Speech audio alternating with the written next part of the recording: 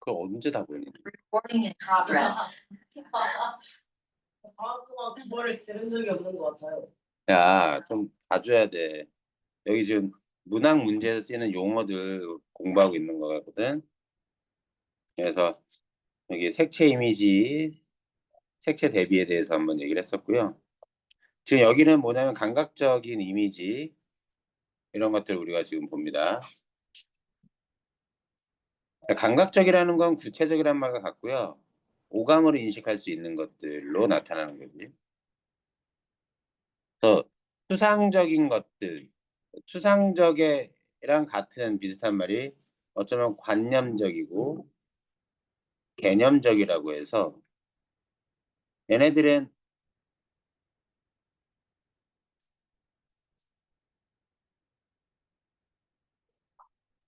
개념적이라고 해서 오감으로 인식할 수 없는 것들을 얘기를 해.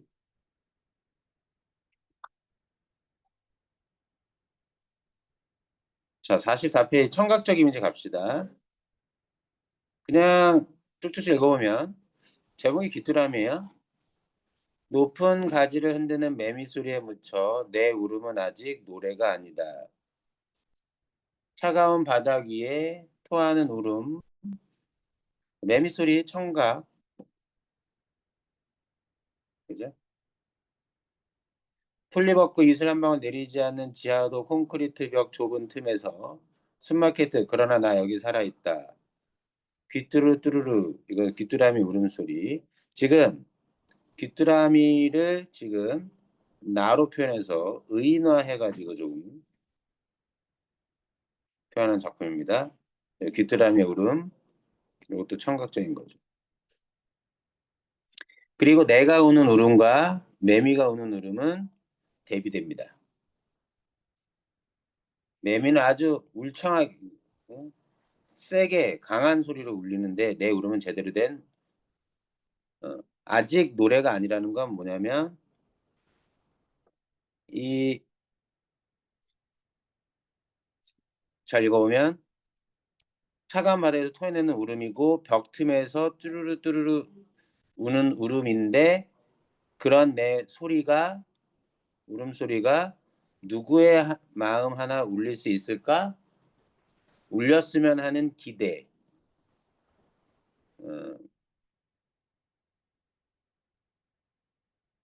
궁금함 그치, 의문 대신에 의구심이라고 얘기해도 되죠. 그걸 갖는 겁니다. 그래서 내 노래가 내 울음이 노래였으면 하는 거지. 노래이면 누구의 마음을 감동시킬 수 있는 울음이 될 수 있을 거야. 이해되는지? 그래서 아직은 나의 노래가 그래서 이 노래는 내가 바라는 소망.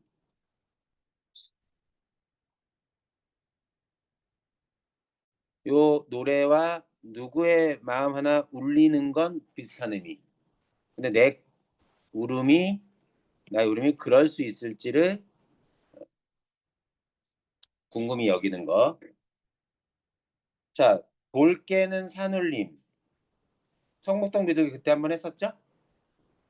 너 없을 때 한번 했었는데 어쨌든 이게 뭐냐면 여기가 아주 상징적인 구절이야. 시의 시작인데 성북동 산은 공간적 배경인데 이게 뜬것 같은데. 맞아. 자, 번지가 새로 생기면서 이때 번지 성북동 비둘기만이 번지가 없어졌다. 이거 뭐 하는 거예요? 재개발이 되면서 앞에 새로 생긴 번지는 누구의 번지일까요? 인간의 터전이라면 선에 원래 있었던 재개발되기 전에 있었던 누구의 터전? 성북동 비둘기만이 번지가 없었다. 이때 없어졌다는 번지는 비둘기의 터전이죠. 터전이고 그것이 없어졌다라는 뜻은 자연이 파괴됐다는 얘기입니다. 이거 했어서 이름만 하고 내용이 나와요. 왜냐면 부분만 나왔거든. 부분만 나와서 그래. 부분만. 그럴 때 그 재개발되는 상황을 돌 깨는 산울림으로 산을 깨서 돌이 있으면 돌도 깨트려 가지고 아파트나 뭐 이런 걸 지을 공간을 만들어내는 거지. 이해됐어? 음. 자, 어쨌든 이런 거고 청각적 이미지를 나타내는 것 중에 당연히 음성 상징어도 있습니다. 음성 상징어는 의성어나 의태어 모두를 다 음성 상징어라고 하죠.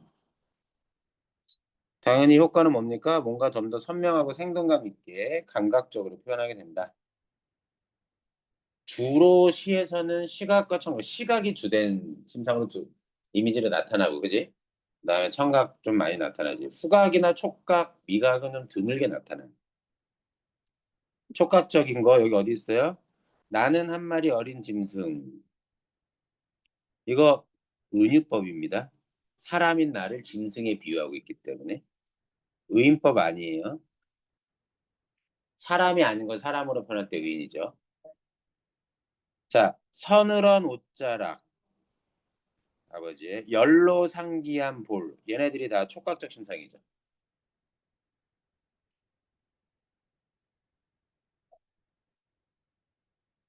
그리고 이때 이 둘은 촉각의 감각이 대비되죠.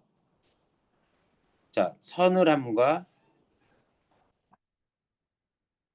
열, 뜨거움이 서로 대비돼서 나타나고 있습니다. 이 작품은 우리가 배우지 않아 잘 모르겠지만 여기 성탄제가 무슨 뜻인지 아세요 혹시? 이런 말을 안 쓰더라. 어, 음, 음, 성탄절이라는 말은 들어봤어요? 성탄절 뭐예요? 크리스마스. 예, 크리스마스입니다. 성탄제도. 예수 태어난 날. 예, 크리스마스예요.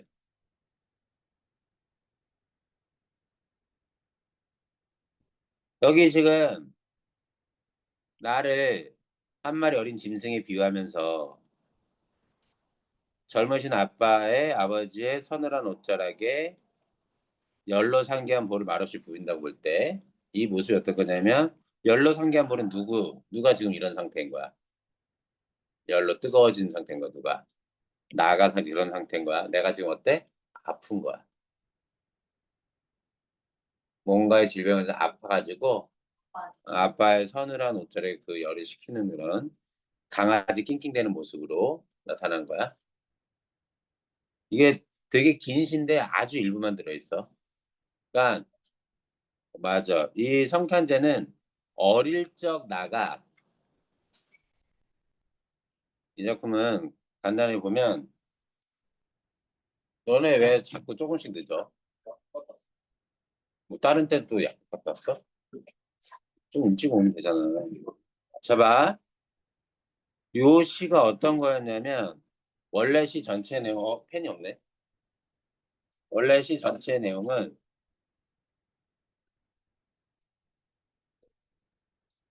자 나가 현재 성인인 나가 도시에서 살고 있는데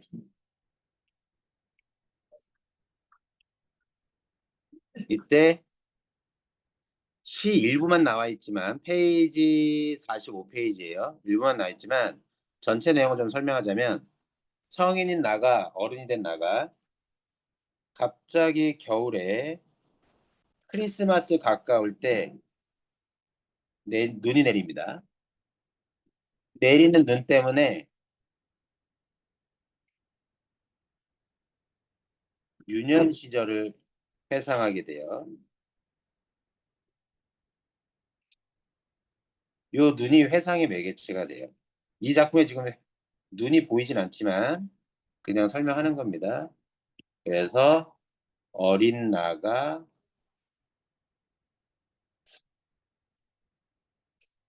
아팠을 때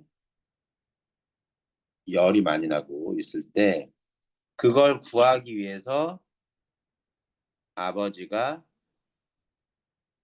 눈보라 눈 속을 헤치고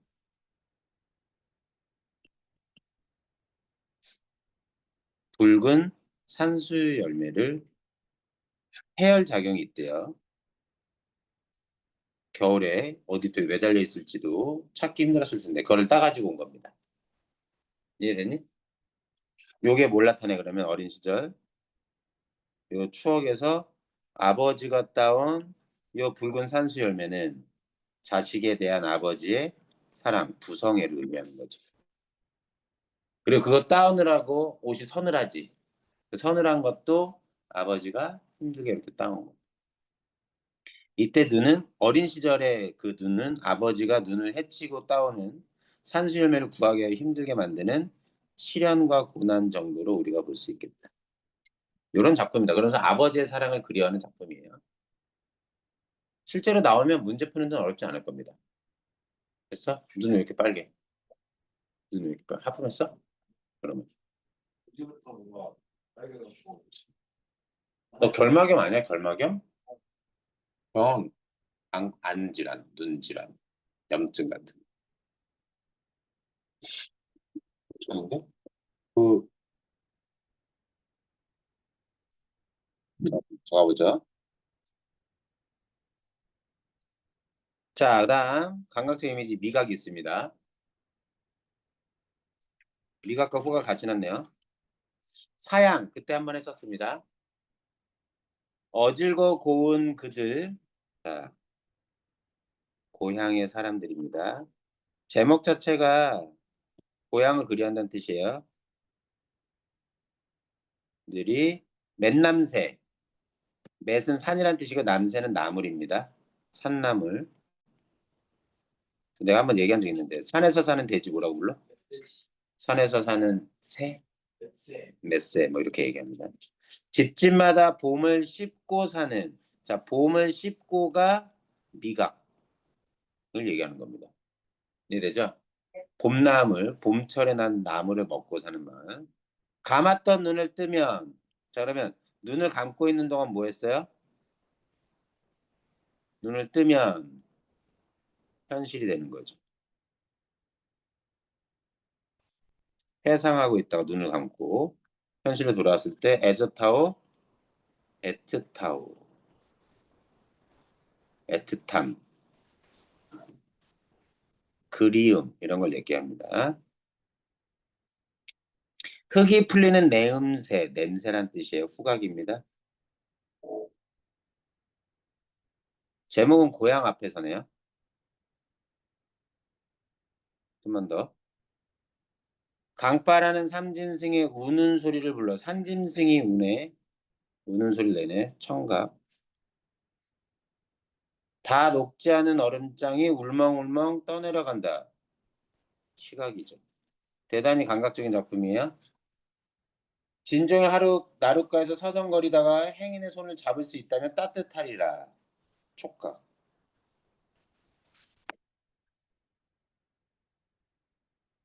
자, 고향 앞에서라는 제목은 누구? 타자인 나의 위치를 현재 위치를 얘기합니다. 그냥 이 짧은 시지만 잠깐만 얘기하면 나의 현재 위치. 그리고 시간대는 어때요? 흙이 풀린다는 게 뭘까? 그지? 그리고 다 녹지 않은 얼음장이 떠내려간다는 건 얼었던 강물이 녹으면서 얼음이 떠내려가는 거죠. 그래서 이 계절적으로는 시간적으로는 겨울에서 이제 봄으로 넘어가는 길목 이런 풍경을 제시했습니다. 하나 더 가보죠. 이런 상황에서 나는 누군가랑 같이 있는 것 같아. 지금 현재 혼자 있는 것 같아 여기에서. 그죠? 왜? 서성거리다가 행인의 손을 쥐면 따뜻하리라는 건 지금 다니는 사람의 손을 쥘 수 있는 상황이 아니야? 아니니까 만약에 쥘 수 있다면 따뜻할 수 있을 것이다. 이때 따뜻하는 건 진짜 따뜻한 걸 수도 있지만 인정을 느끼는 것과 관련이 있는 거죠. 그 말은 이걸 잘 보세요. 아, 누군가를 만나서 얘기를 나눌 수 있으면 마음이 좀 따뜻해질 텐데 그 말은 현재 내 마음은 어떻다는 거야? 따뜻하다는 거, 따뜻하지 않다는 거야? 따뜻하지 않다는 겁니다. 이해되죠? 무슨 얘기인지. 그래서 나는 현재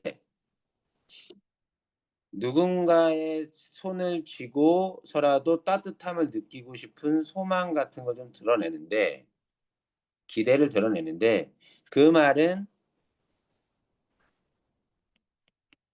나의 현재 상황은 혼자 약간 외롭고 쓸쓸함을 느끼고 있는 상황.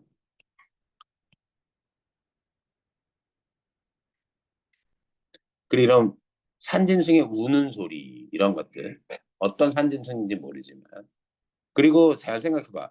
야, 얼음이 보통 바다에나 물에 시내 강가 강에서 떠내려가면 우리가 보통 상식적으로 어떻게 떠내려간다고 생각해? 그러니까 그걸 어떻게 표현해 우리? 둥둥 떠내려간다고 얘기하잖아.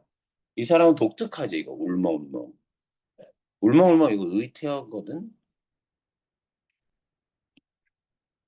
왜 울먹울먹일까? 무슨 뜻일까? 울먹울먹이. 동글동글. 그치? 약간 동글동글한 느낌이 있는데 이런 느낌 있지 않아? 울먹을 좀 부드럽게 이해됐니 무슨 얘기인지? 하자인 나한텐 산짐승이 우는 소리라든가 울먹울먹이라든가 이런 표현이 하자의 심정이 약간 뭔가 무엇 때문인지 모르지만 우울감을 가지고 있는 것 같아. 우울함과 슬픔을 가지고 있는 것 같아. 그런데 너네가 좀 생각해 봐야 될 게 고향 하면 뭐야?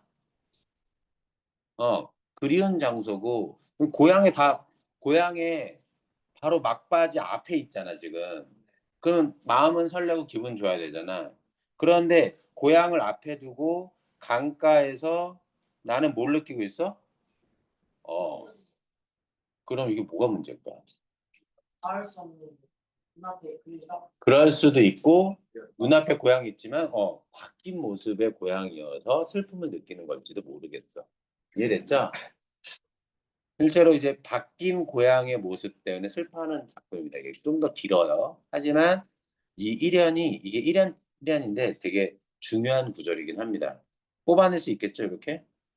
이해되죠? 너희들이 직접 못 뽑은 애들에도 지금 내가 설명한 건 납득이 되죠? 네, 갑니다. 자, 공감각적 이미지는 우리가 뭐라고 얘기하냐면 감각의 전입니다. 지겹게 했죠? 감각의 전이는 뭐라고 보통 얘기해요? A의 B화라고 얘기한다 그랬어. 요 A의 B화에서 A에는 뭐가 들어가야 돼? 진짜인 감각이 들어가면 돼. 하나의 감각 기관으로 인식할 수 있는 걸 그래서 그렇게 그런 감각으로 표현할 걸 다른 감각으로 표현하는 거지. 쭉 읽어보면 옛 이야기 지술대니는 짓거리는 이런 뜻입니다.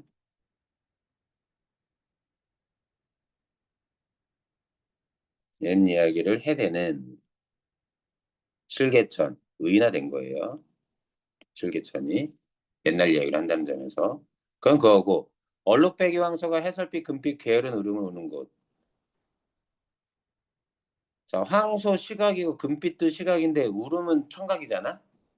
이 중에 금빛이 진짜일까 울음이 진짜일까?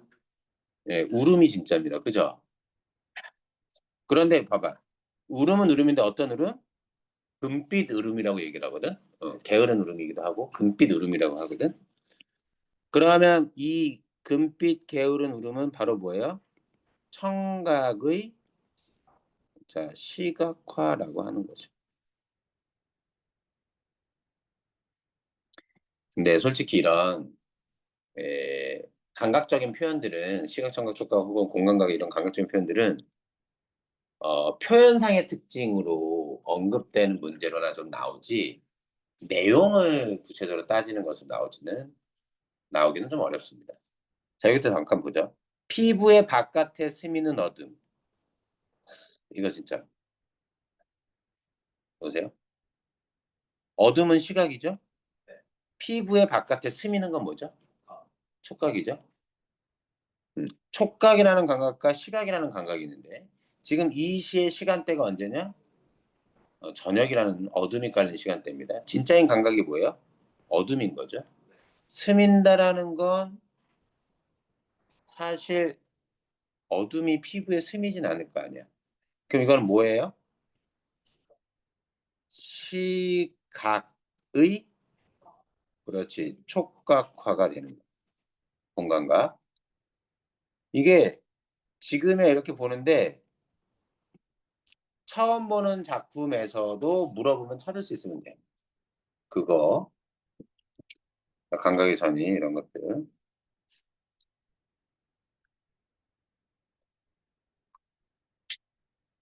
요런 게 이제 푸른 종소리. 종을 찾는데 종소리가 나는데 종소리가 푸르대. 이해됐죠? 이것도 풀어봐봐. 울음이 금빛이래. 어둠이 피부에 스민대. 말이 안 되잖아. 그지? 감각이. 그래서 그런 것들이 되는 거고 공감각적 심상을 묻는 선지가 있으면 답이 아닐 가능성이 생각보다 높아. 공감각적 심상이 어, 그 대다수의 작품에 공통적으로 쓰인다고 볼 수는 없어. 뭐 예를 들어서 고전 시가 같은 거 우리가 배웠잖아. 시조나 가사 이런 거 배우게 되면 고전 시가 작품에는 서리법이라는 게 거의 빠지지 않고 나오거든. 그래서 서리법을 언급하는 선지는 고전 시가의 경우 답일 가능성이 생각보다 높아. 가능성이 높다는 거지. 이해됐니? 무슨 얘기인지? 비유법 같은 거는 시에서 현대시에서 공통적으로 다 들어있을 가능성이 생각보다 높지. 네, 그런 가능성. 공간학적 심상은 음, 흔하진 않다. 자, 그 다음 봅시다. 이거는 그런 것과는 좀 다르지만 상승의 이미지와 하강의 이미지. 여기에서 어, 말 그대로 이제 올라가는, 하강은 내려가는. 그래서 하강적 이미지의 경우는 특히 눈이 내리는 거, 비가 내리는 거, 눈물이 떨어지는 거 등등등 이런 것들. 낙엽이 떨어지는 거, 낙엽이 지는 거 이런 것들이 하강적 이미지. 보통 하강적 이미지는 어떨 때 쓰인다? 상승의 이미지가 쓰이는 경우는 그렇게 많지는 않아요. 네, 하강의 이미지가 좀 더 주로 많고 어떤 소멸의 이미지, 음, 우울함의 이미지, 어떨 땐 죽음의 이미지도 등을 상기시키는 역할을 하기도 한다.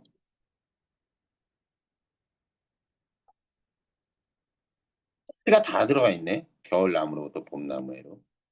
이 작품은 여기 그러나를 기점으로 시의 내용이 전환되는.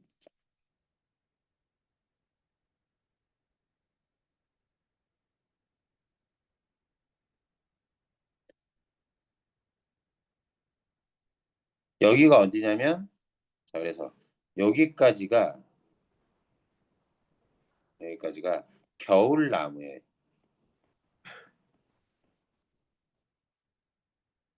헐벗은 모습을 뭐라고 표현해? 무방비, 헐벗었다. 무방비의 나목이다. 벌 받는 자세다. 벌 받는 몸이다. 벌 받는 목숨이다. 라고 해서 당하고 있다가 그런데 이 당하고 있는 겨울나무의 모습에서도 약간 저항하는 모습의 것들이 있어. 뭐 그렇지요. 대가리를 쳐들고 이런 게 약간의 벌 받고 있는 상황 속에서도 약간의 저항적 심리를 가지고 있는 존재죠. 그리고 벌 받으면서 서 있는 모습입니다. 그래서 요거 얘기했죠. 아마 이 저항의 심리가 대가를 쳐들기는 그 뻣뻣하게 서 있는 그 심리가 어, 이게 아닌데라고 하는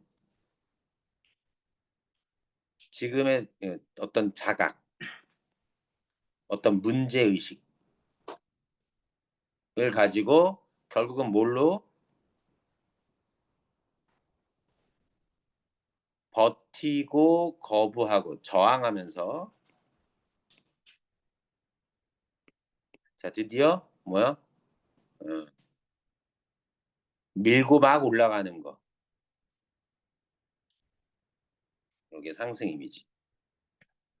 근데 올라가는 게 자기가 올라가는 게 온도를 막 올려버려. 싹을 혀로 내밀고 뜨거운 혀로 싹을 내밀고 하는 부분들. 어쨌든 요게 상승 이미지라고 볼 수 있지. 이 후반부에 저항하는 모습들은 전체적으로 상승 이미지인데 구체적으로 여기서 드러난다고 보면 되겠다. 밀고 올라간다는 거. 이게 버티고 거부하고 이러한 것도 상승의 이미지랑 연관이 있다고 볼 수 있겠다.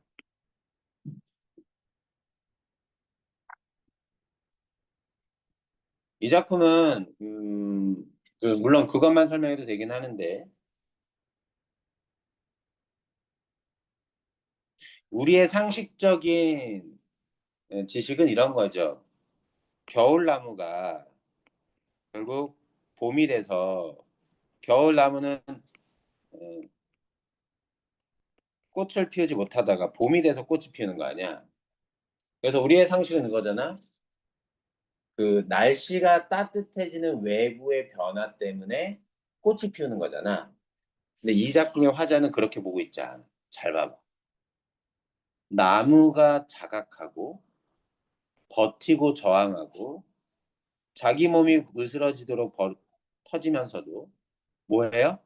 자기가 아직 온도가 따뜻해지지도 않았는데 자기가 온도를 밀고 올라간다. 나무의 행동. 그래서 뭐를 싹을 내밀고 잎을 틔우고 마지막에 꽃을 피우는.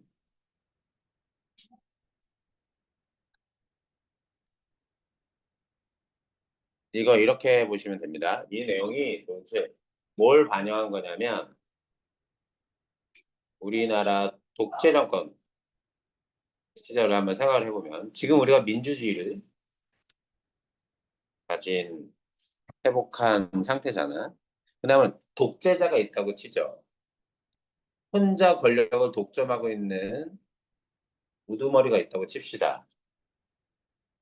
그런데 아주 혹독하게 정치를 하는 사람들을 억압하고 있어. 아주 겨울과 같은 정치 현실이야.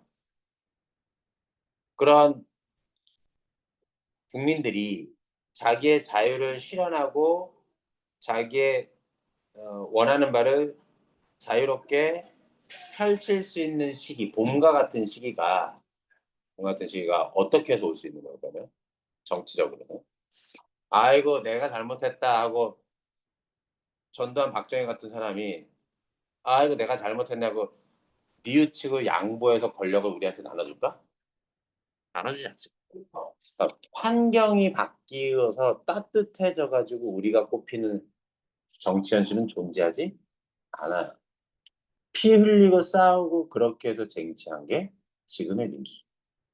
이런 민주주의 우리가 현재 2025년을 살고 있는 우리 대한민국 뭐 문제 많다고 얘기할지 모르겠지만 전 세계 전쟁 중이거나 독재 국가들이랑 비교해 보면 그런 나라들 심지어 미국인들도 우리나라를 지금 부러워한대잖아.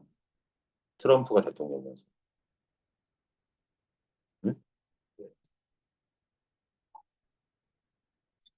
그래서 이 시는 그거를 노래한 시예요.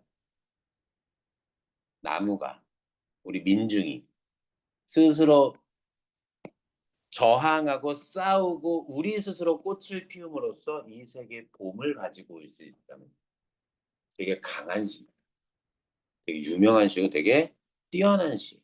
저항의 의지가 네, 맞습니다. 그래서 이 황지란 시인 잘 생각해 두세요. 어느 시기에 있어요? 이거 아마 7, 80년대 그때 써졌을 거예요.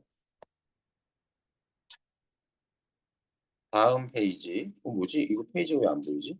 아, 자, 시상 전개 방식. 시상은 시의 내용입니다.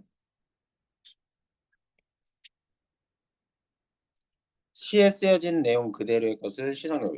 과거, 현재, 미래, 시간 순서일 수도 있고, 공간의 이동일 수도 있고, 선경, 후정 이런 말 들어봤어?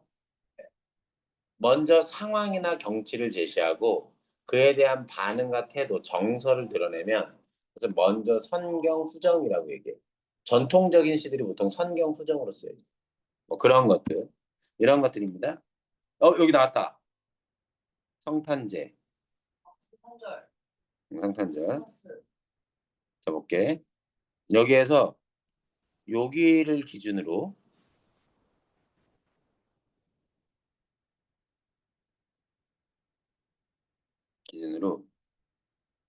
감탄사. 아버지가 눈을 헤치고 따오신 그 붉은 산수유 열매. 여기서 잘 보면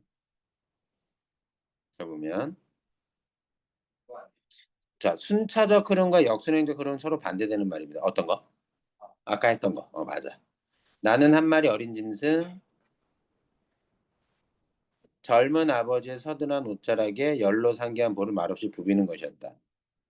아까 했었던 부분인데 요 붉은 산수유 열매와 자, 붉은색과 눈의 흰색이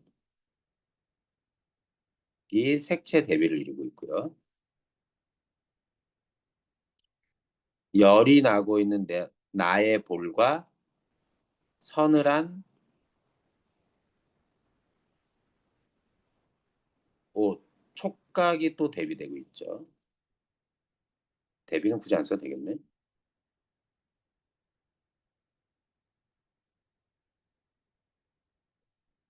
그 정도.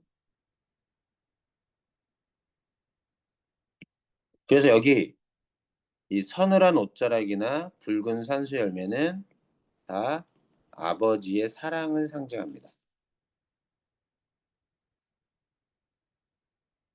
이해됐니? 여기서 눈은 시련과 고난이죠. 이따금 뒷문을 눈이 치고 있었다. 그날 밤이 그 아버지의 산수 열매를 따왔던 그 밤이 어쩌면 성탄제의 밤이었을지도 모른다. 왜 이렇게 생각할까? 어린 시절의 기억이라서 잘 모르면서도.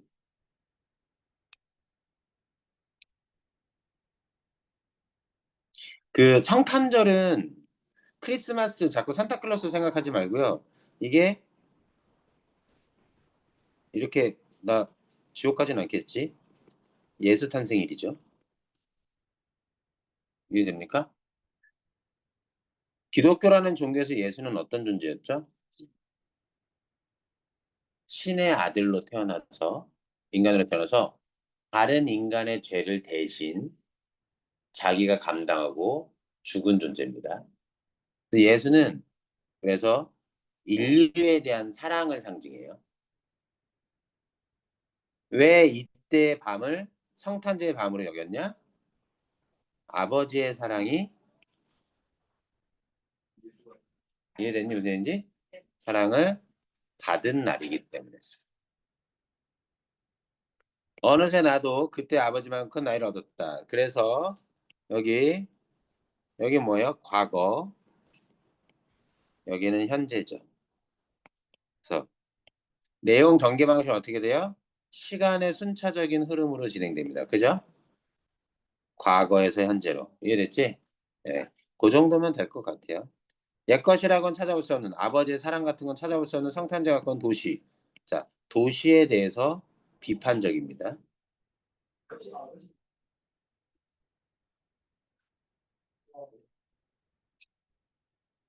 반가운 그 옛날의 것이 내리는데 반가운 건 뭐예요?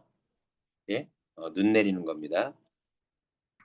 30살 나의 이마에 불현듯 아버지의 서늘한 옷자락을 느끼는 거. 아버지의 사랑을 그리워한다는 겁니다.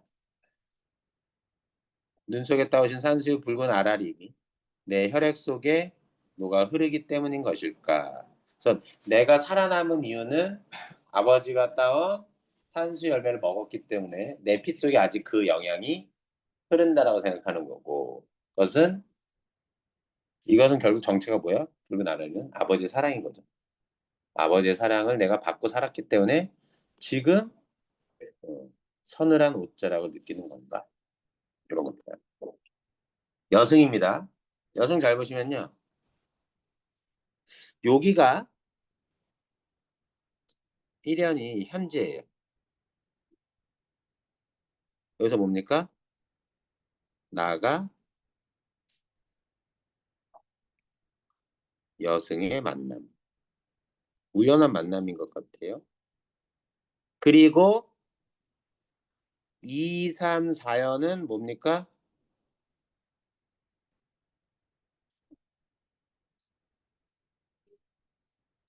여승의 과거입니다.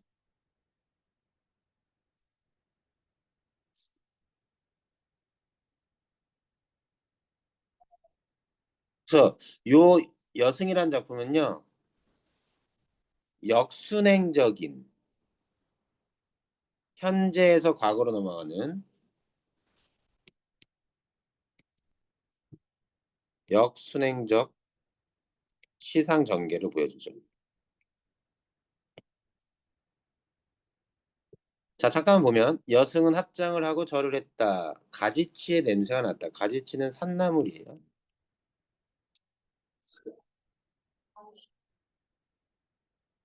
고기를 먹진 않을 거 아니야, 스님이, 그지? 쓸쓸한 낯이 옛날같이 서러웠다. 쓸쓸한 낯 여승의 얼굴입니다. 그리고 나는 불경처럼 서러워졌다. 솔직히 여기에 옛날같이 불경처럼이라는 지급법이 쓰였잖아. 솔직히 잘 납득되지 않아. 왜인지 알아?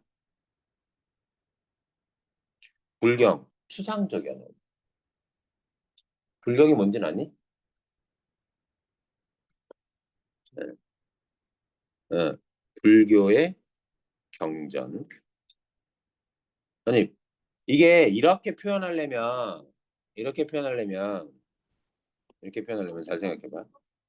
쓸쓸한 낯이 옛날같이 늙었다. 이렇게 표현하려면, 쓸쓸한 얼굴과 옛날이 공통점이 있고, 나가 느끼는 서러움과 불경이 가지는 서러움에 공통점이 있어야 돼. 근데 우리가 직유법을 이건 되게 독특한 직유법이 쓰였어. 시상정계만 설명하면 되는데 왜 이렇게까지 설명해야 되는지 모르겠지만 일단 보면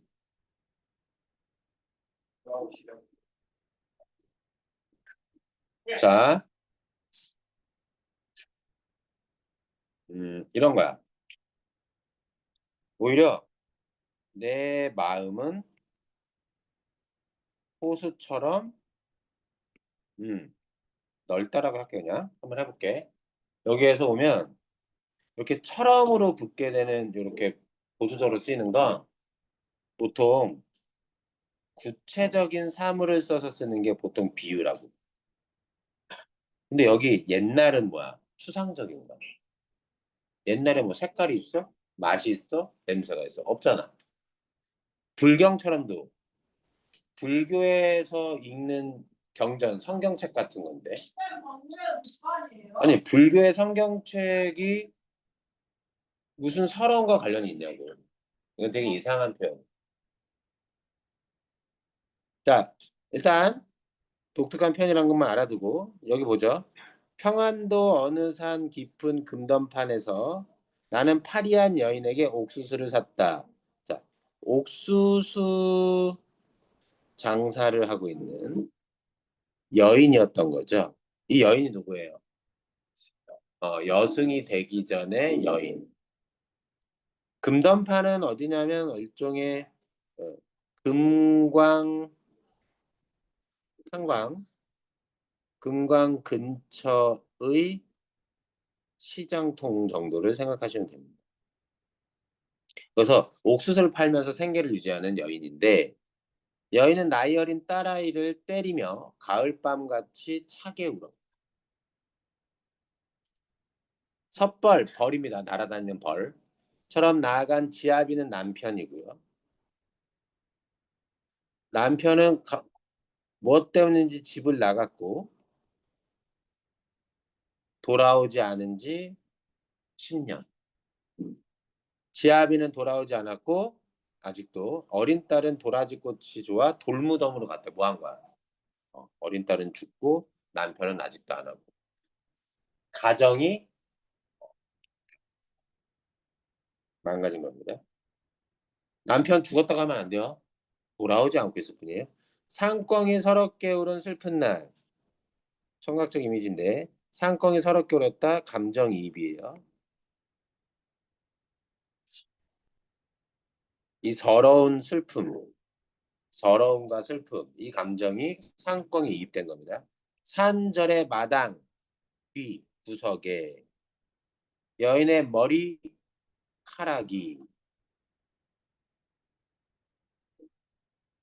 눈물방울처럼 떨어지는 머리 깎고 스님 되는 날. 자, 요것들 그러한 여승에 대한 서러움, 연민이 이 작품의 주제가 된다. 내용은 어렵지 않죠?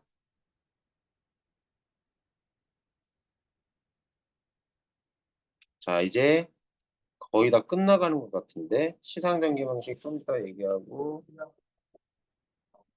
잠깐만 쉬었다가 요거 오늘 운문 개념어는 다 끝내고 이제 못 끝내나? 최대한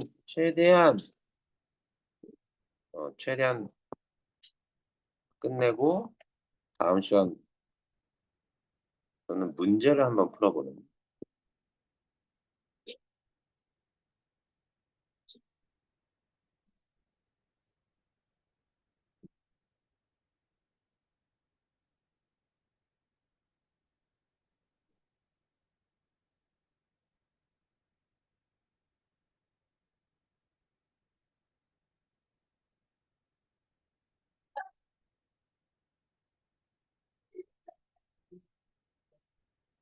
오늘 아침 못 찾아가지고. 근데 틀린 게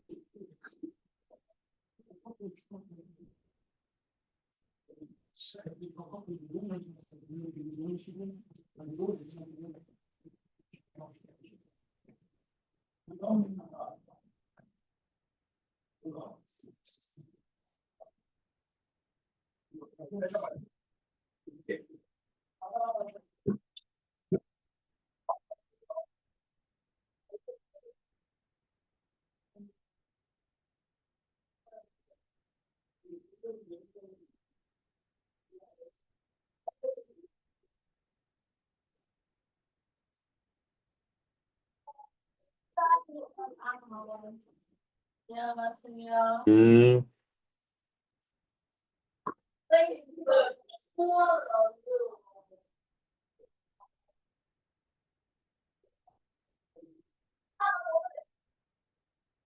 나 벌써 소원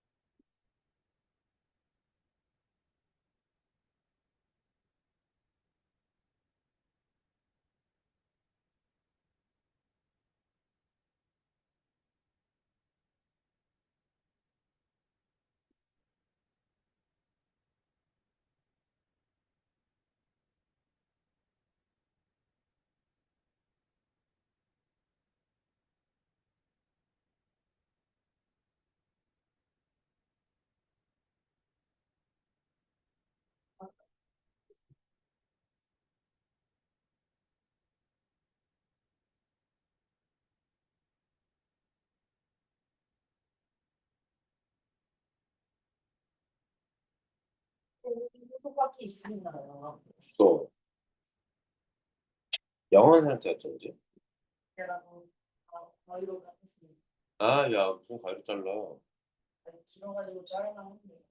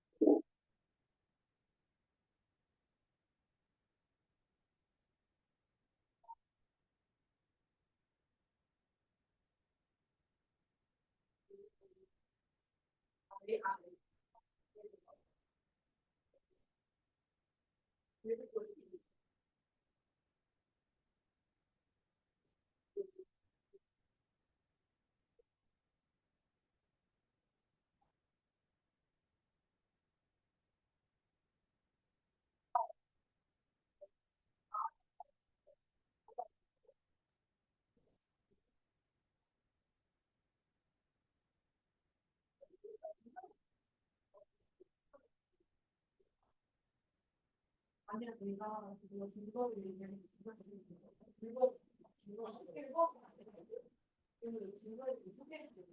아니야? 지금 되게 잘하는데? 아니, 시간이 되게 돼. 사업가 있잖아. 하도 그래서 알았어. 마라톤 거가 그 렌즈가 마라톤이 많이 나는 거 아니, 크기가 그래가지고 그냥 이거 얘가 두 가지 얘기하지. 정말 힘이 있으시잖아요. 지금 얘기했죠. 그게 나빠서 말이야. 저기 안 돼요.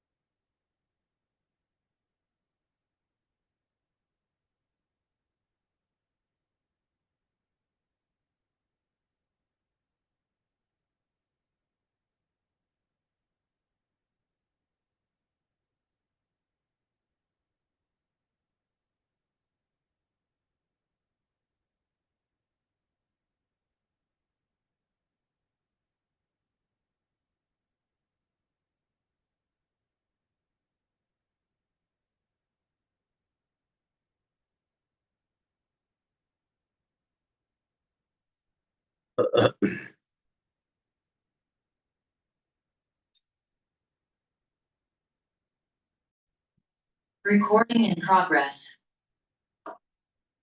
진행해 볼까요?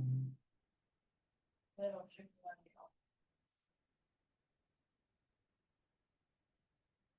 애들 없이 해도 될 것 같은데 기다렸다 또 시간 또 아깝게 허비하느니 오면 이어서 가겠지. 자, 시장 전개는 그렇고, 자, 시장 전개 또 다른 하나는 계절적 흐름입니다. 계절의 흐름도 시간의 순차적 진행을 해당이 되죠. 이 작품 낙화라는 작품인데 지금 보면 지금 현재 꽃이 지고 있는 거예요. 가야 할 때가 언제인가를 분명히 알고 가는 사람의 뒷모습은 얼마나 아름다운가. 맞네. 그래서 들어봤지, 그치? 되게 멋있는 표현이야 여기가. 영탐법, 서리법이라고 해도 돼. 그래서 화자는 떠나야 할 때 떠날 줄 아는 사람의 모습을 긍정적으로 보고 있는 거지. 자, 봄 한철 격정이 뭐예요? 격렬한 감정을 인내한 참아낸 나의 사랑은 지고 있다. 아, 요 작품이야말로 어때? 지고 있다, 낙화, 죽는다, 하강적시.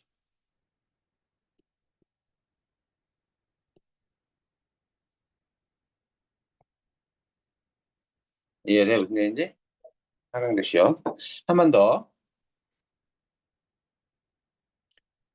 이 작품의 현재 상황이 언제냐? 그래서 봄 한철 격정을 인내한 나의 사랑은 지고 있다는 건 봄이라는 계절을 지나서 결별이 이룩하는 축복, 역설적 표현이거든요. 결별은 이별이고요. 이별은 부정적인, 마이너스적인 건데 축복은 긍정적인 거잖아. 그래서 역설이 쓰였습니다. 쌓여 지금은 가야 할 때. 무성한 녹음이라는 시어는 여름의 계절감을 나타내요. 왜 그러냐면 음은 그늘이거든. 녹은 푸른 그늘. 나뭇잎이 우거져서 생긴 시원한 그늘 같은 거 우리가 녹음이라고 하는 거야. 그래서 여름의 계절을 나타내고 뭔가 가을을 향해 내 청춘은 꽃답게 죽는다. 자, 그럼 확인해 보죠. 자연과 인간, 납니다. 자, 계절을 우리가 보면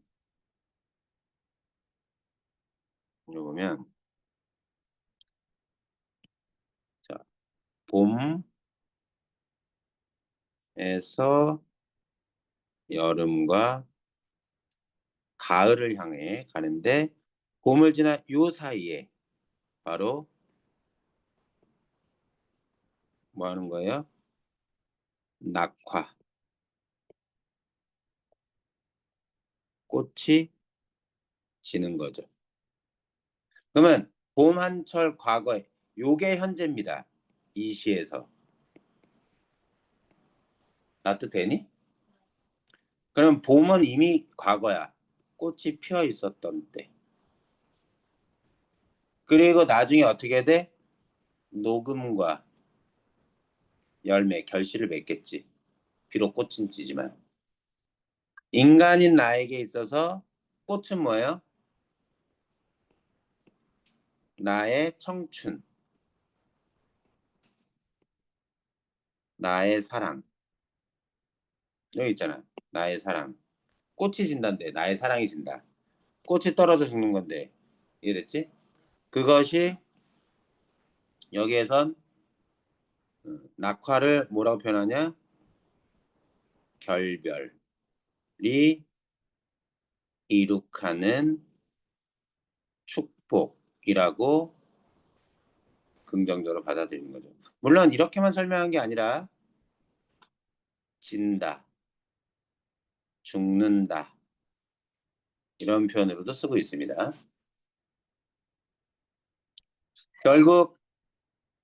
결국 이렇게 이별하는 걸 통해서 어디를 향해 가겠어?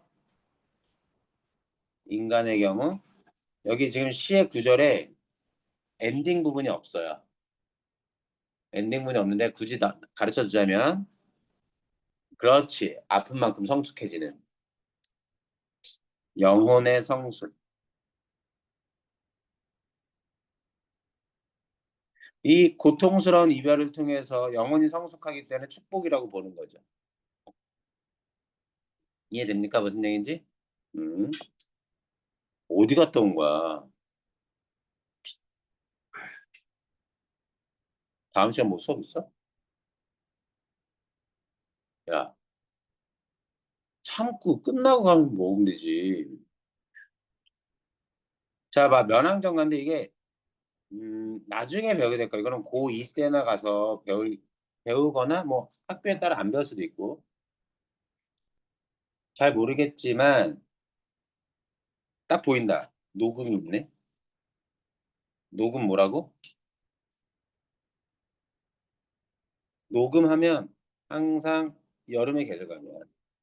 이게 면항정이라는 별장 같은 정자를 지어놓고 이곳에서 지내는 봄과 여름 이거 해석 다 할 필요는 없고 봄의 계절감을 나타내는 거 음, 이게 산아지랑이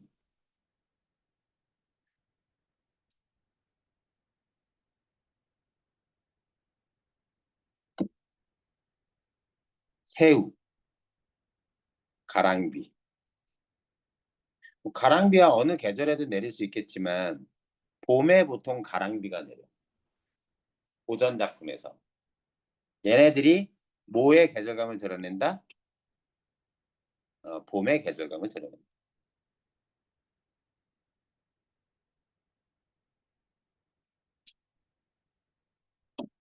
황행도 황행은 우리가 꾀꼬리라고 하는데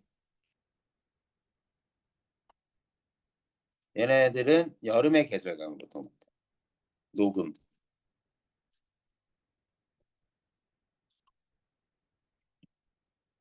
여름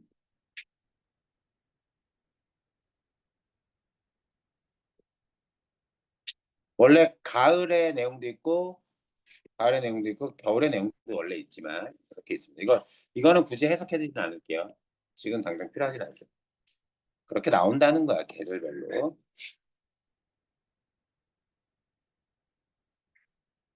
이 계절의 흐름과 관련해서는 계절의 순환 이거 오타네.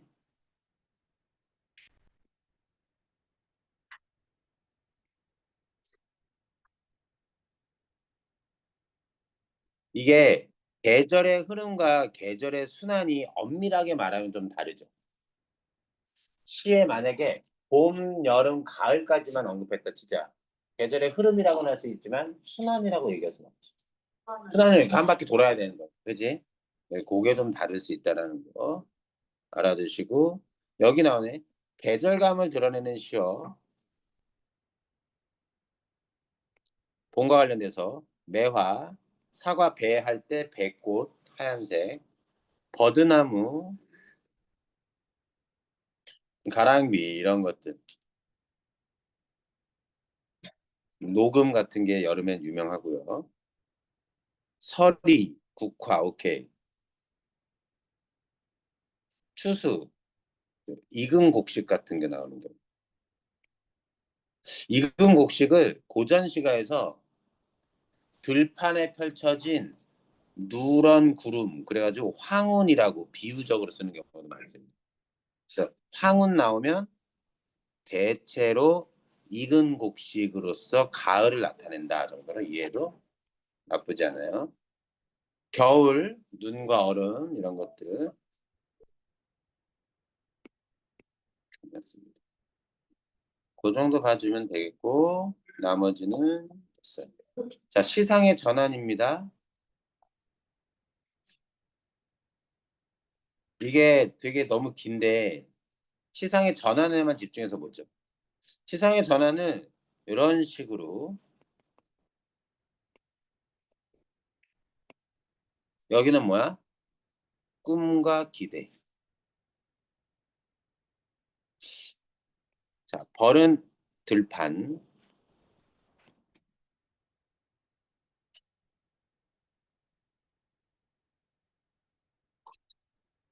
요거는 시의 구절이 아니라 의미를 해설한 겁니다. 의미를 해석하는 거예요.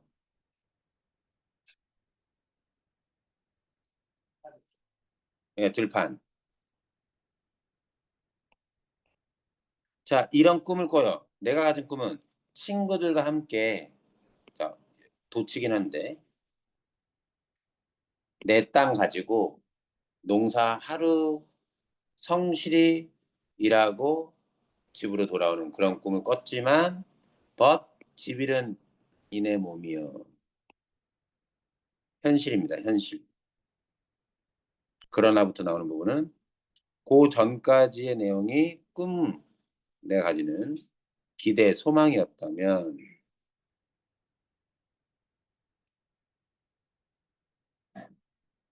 여기는 현실.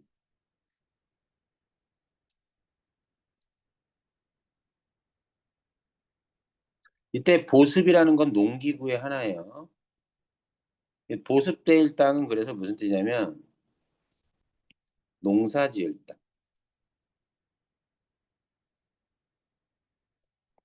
터전, 삶의 터전이 지금 없는 현실. 작가 누구니? 그래서 일제강점기 때 썼던 일제강점의 현실인 거죠.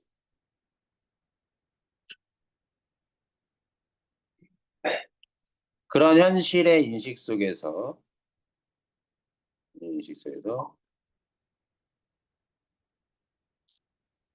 희망의 반짝임이 떠올라 달라고 소망을 드러내면서 그러나 한 번 더 나옵니다. 한 번 더 꺾어요.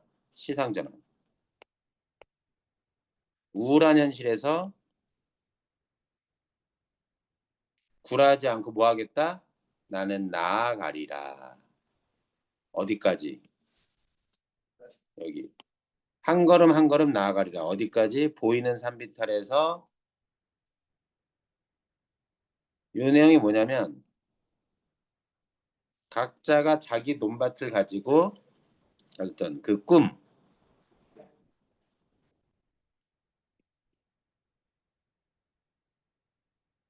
꿈을 이룰 수 있는 그 길로 나는 나아가리라. 의지를 보여주면서 끝납니다. 극복 의지죠. 그런 현실은. 절망뿐이지만 그래도 아주 가느다란 길만 있어도 나는 그것을 향해 나아가겠다. 그 길은 어디로 이어지는 길? 이러한 현실을 사는 꿈을 달성하는 그 꿈의 실현을 위한 길로 나는 나아가겠다. 이 얘기입니다. 네. 그래서 보통 시상 전환 그러나 같은 게 잘 나옵니다. 그 정도로 일단 봐주시면 되겠고요. 자, 공간의 전개, 샘물이 혼자서 이런 건 시험에서 잘 나오진 않습니다. 공간적 전개는 뭐 장소의 이동 얘기하는 거예요.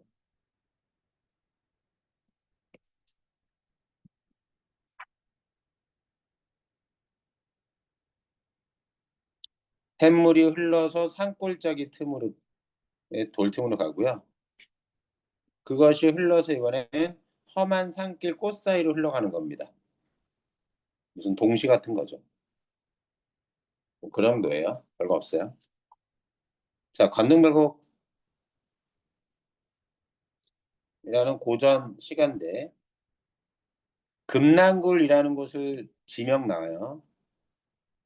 돌아 들어가 총석정을 올라가니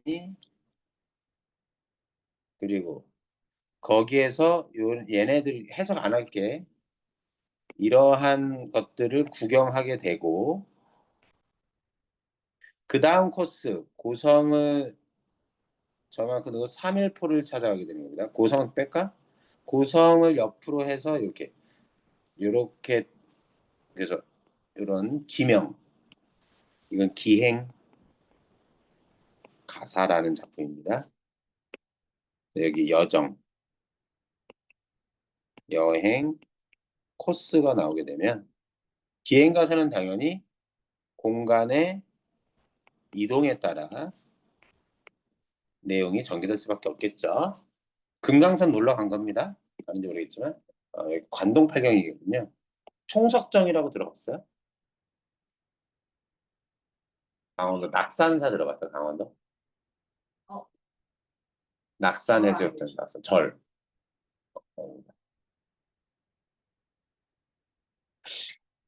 됐어? 몰라도 돼 지금. 다른 거 없고 그다음 성경우정 또 나왔다. 자 성경은 말 그대로 선경 먼저 요 경은 경치 상황 어떤 현실 객관적인 정보로서의 걸 드러내고 후정은 뭐예요? 그 다음에 후반부에 정은 정서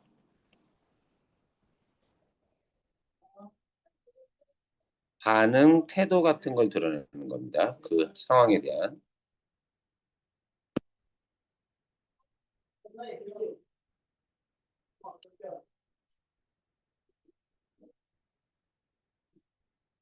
보시면요 1, 2연에서 뭘 드러내요?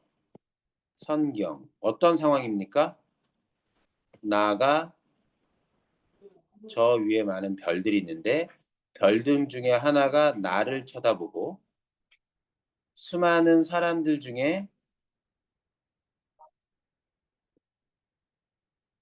나가 나를 쳐다보는 별을 쳐다보는 거죠.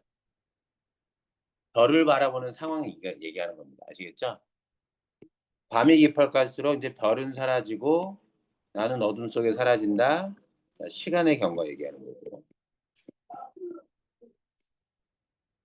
그런 상황 속에 후정. 그렇게 헤어지는 거 아니에요, 지금? 여기에서는 뭐 했어? 별과 나의 만남. 그리고 여기에선 시간이 흘러 헤어지는 상황을 제시하고 그 상황에 대해 정다운 너와 나 어디서 무엇이 되어 다시 만날까? 만남에 대한 기대.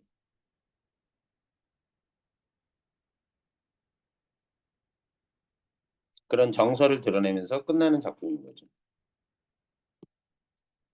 이해됐니? 이 성경후정은 현대시보다는 고전시가에서 많이 나타요.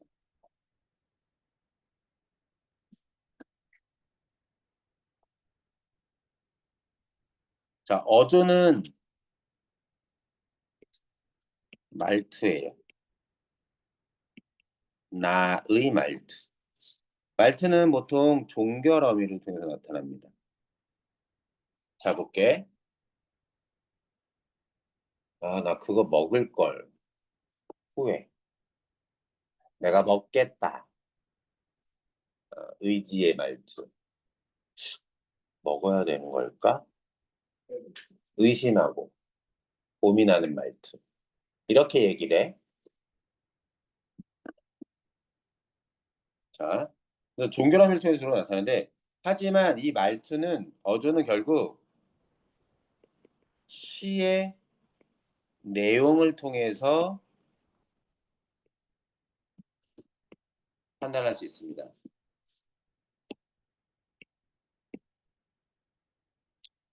뭐뭐 하자.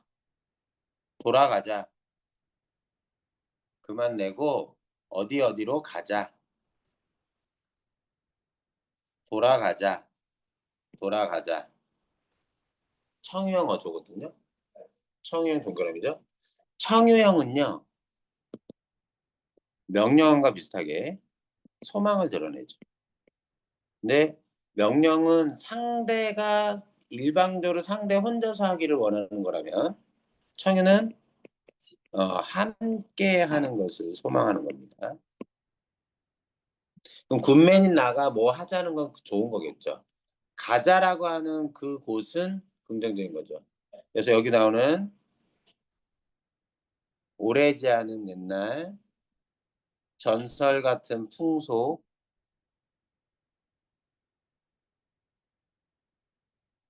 그 미개지 전설 같은 풍속 싱싱한 마음밭 이게들이 다 어떤 곳이겠어요? 그리고 다 같은 곳이겠죠. 이해되죠? 그리고 그것은 그냥 가는 게 아니라 돌아가야 할 곳인 겁니다. 원래 내가 어디 있었어? 원래 여기 있었던 거지. 근데 현재는 어디 있어? 다른 곳에 있어서 원래 있었던 곳으로 가자는 얘기입니다. 자, 교목이라는 작품. 자, 1연만 잠깐 보면요. 꽃 피지 말아라. 명령입니다. 명령은 소망을 드러낼 때 써요. 아시겠지?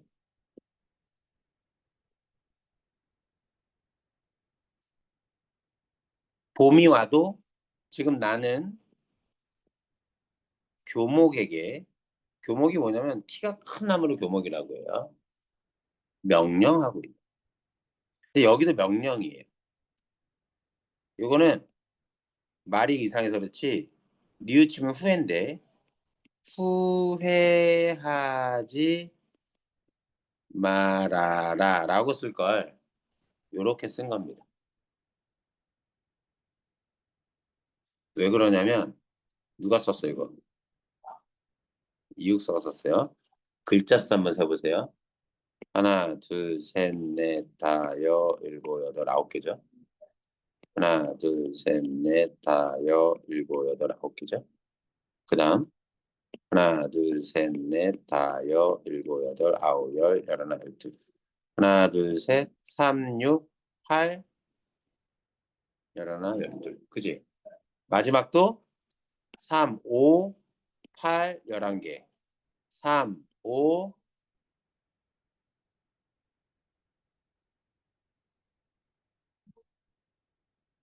잠깐. 얘도 11개, 얘도 11개잖아요. 그죠? 글자 수 맞추느라고 말투가 이상해진 겁니다. 명령이에요, 얘도. 그래서 소망과 의지. 그럼 봐봐. 봄에 꽃 피지 말았으면 하는 소망을 드러냅니다. 꿈길에 꿈길에 설레는 마음을 후회하지 않았으면 해요. 오타 아니 여기 꿈, 꿈, 꿈길.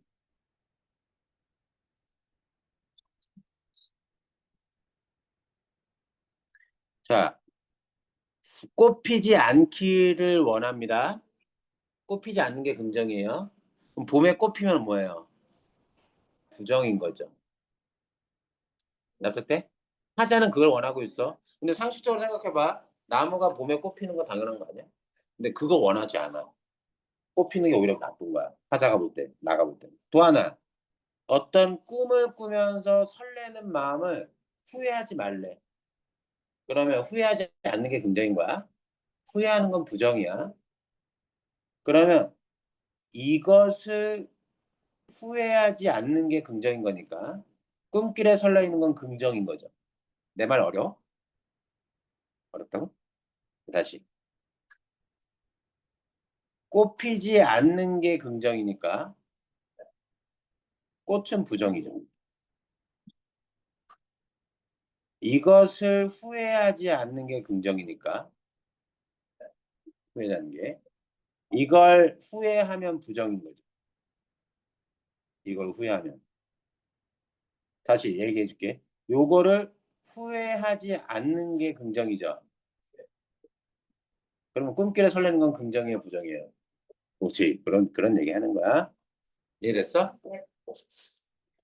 여기까지 해야 되겠다. 잠깐만 기다려봐. 맞아. 야, 이육사 시냐? 일제강점기야.